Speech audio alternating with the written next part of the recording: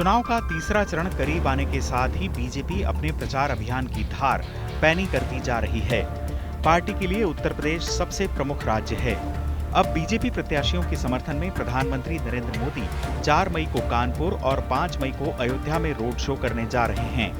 रविवार को प्रधानमंत्री मोदी अयोध्या जाकर रामलला का दर्शन और पूजन करेंगे।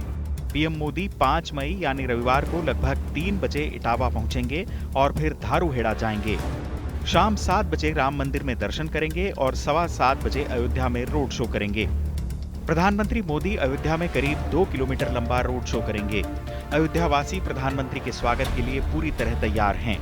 मोदी के अयोध्या दौरे को ऐतिहासिक बनाने के लिए बीजेपी जोर शोर से तैयारियों में जुटी हुई है।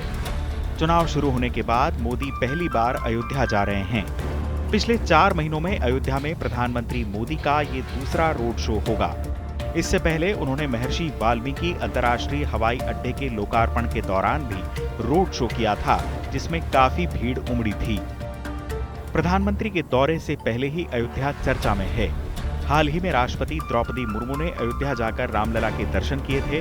उन्होंने हनुमानगढ़ी में बजरंगबली की पूजा अर्चना की, फिर सरयू नदी की आरती में हिस्सा लिया। रामलला की प्राण प्रतिष्ठा के बाद राष्ट्रपति का ये पहला अयोध्या दौरा था।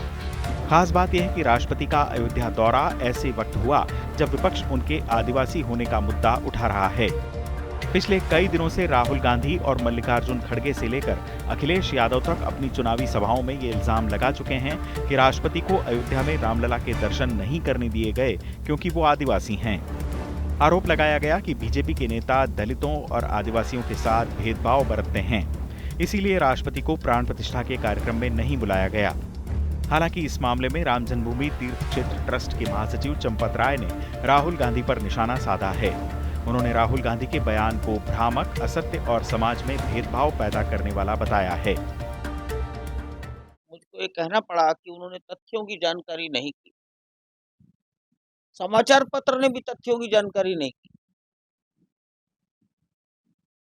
राहुल जी को किसी ने बताया होगा।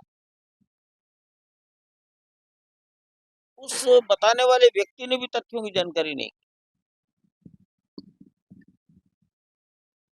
इसलिए मैंने लिखा है कि वो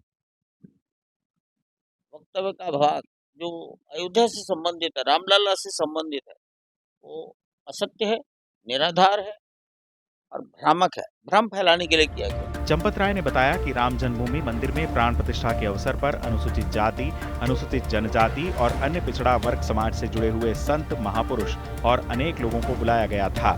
उन्होंने कहा कि समारोह में अल्पसंख्यक भी मौजूद रहे।